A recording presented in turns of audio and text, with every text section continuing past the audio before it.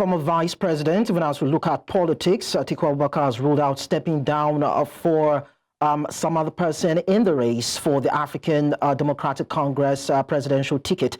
In a statement issued by his media advisor, Paul Ibe, Atiku accused the ruling All Progressives Congress of interfering in opposition politics ahead of the 2027 elections. The statement comes amid recent opposition realignments, including the entry of former Anambra State Governor Peter Obi into the ADC, which has renewed calls for a southern presidential candidate.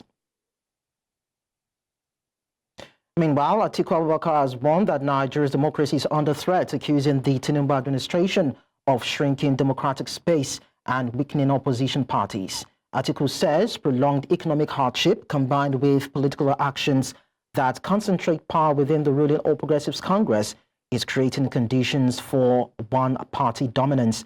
He identifies the erosion of opposition platforms as a major risk to democratic survival, noting that like-minded political actors have rallied around the African Democratic Congress as an alternative. Joining us now is Dotun Ojon, who is a political and public affairs analyst. He will be helping us unpack former Vice President Atiku Abubakar's comments. Of course, we'll look at the international and the internal dynamics with the African Democratic Congress and all that we need to know in terms of what 2027 general elections will be for the opposition and the ruling party. Thank you so much, Dotun, for joining us. Thank you so much for having me. So let's start this way. Should Atiku Abubakar's insistence that no aspirants will step down in ADC raise any dust? I mean, political parties run primaries to have emerge a flag bearer for posts. So why should that statement unsettle some people? Okay, so I think if you look at the composition of the ADC, you see that it's actually a combination of two set of people: the old hands that have been in politics, and of course the new entrants who are majorly there because their principal Obi is also there. So the new entrant, in my opinion, do not actually have a clear understanding of how internal politics is played. And of course, you will not judge them for that. That's also coming out of their expectation to have a better Nigeria in the person that they believe in. So I think it's a way to come across to the people to say, oh, I am not going to step down. I mean, Atiku Abubakar is a way to tell those that are saying, oh, once he gets the ticket, that they are going to move out of ADC, to just calm down to allow the process to take its course. So it's understandable. It's a result of the expectation of the people. And if you look at political participation in Nigeria today, you discover that majorly there are three major C's that people are looking forward to see in their candidate. Number one is they are looking for somebody that, of course, that is competent. They are looking for somebody with character. And of course, the issue of corruption has also been mentioned by a lot of people. They also want people who do not have baggage of corruption, because you and I would know the fact that corruption has become a very major issue in our conversation. So a lot of these new entrants into politics and the politics of ADC are trying to say, okay, if the party is really serious about winning election, instead of going all the way out to organize a primary election that their principal might not win, that it's better for them to have the consensus arrangement, which is also known by law in all of these political parties. So it's understandable where it's coming from. Okay, so we see an ADC that just got formed a couple of months back. Of course, it's a coalition, but then some pressure appears to be coming in from blocs pushing for a preferred candidate or nothing at all. So that this dynamic strengthen, some sort of internal democracy in the ADC, or it risks deepening factional divisions? It's going to, either way they go, they should expect, of course, they should expect crisis as a result of what's going to happen, the primary. If they do a consensus arrangement, there will be a lot of people that you have not even perhaps even known of that will be pissed off. If they go all out for primary, there will always be a lot of people that will also be agitated in one way or the other. And I want to make it very clear that ADC is not new, and what they had is not coalition of political parties the way we had it in 2015. What they had is that ADC remains ADC. They just had political leaders move from their different political parties to come together to use the platform as a formidable opposition to the ruling APC. So having said that, no matter how they do it, at the end of the day, there will always be a fallout. The only reason why it looks as if there's no fallout in APC is the fact that they have a leader, somebody in power.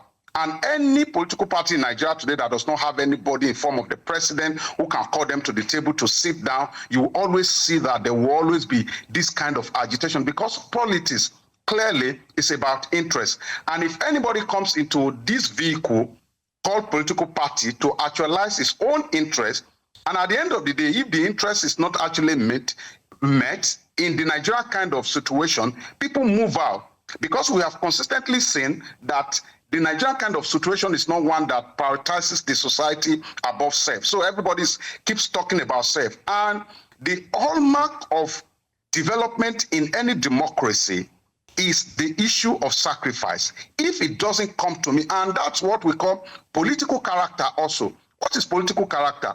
Ability to allow the other person to actually move with the ticket of the party. If every leader of the party agrees that this person is going to be a better candidate than I am. But with the scenario, with the situation we have seen in majority of our political parties today, you will agree with me that everybody just wants to be pushed forward as the candidate of the party because it's about self, not so much of the society.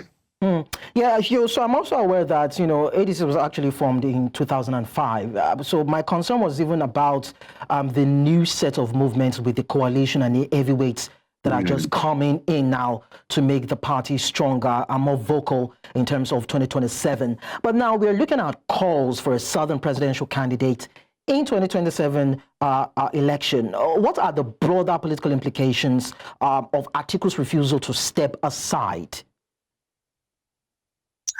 Oh, okay. So a lot of calculations are going on here and there. And we need to be a bit very careful. It's a thin line between logic and law.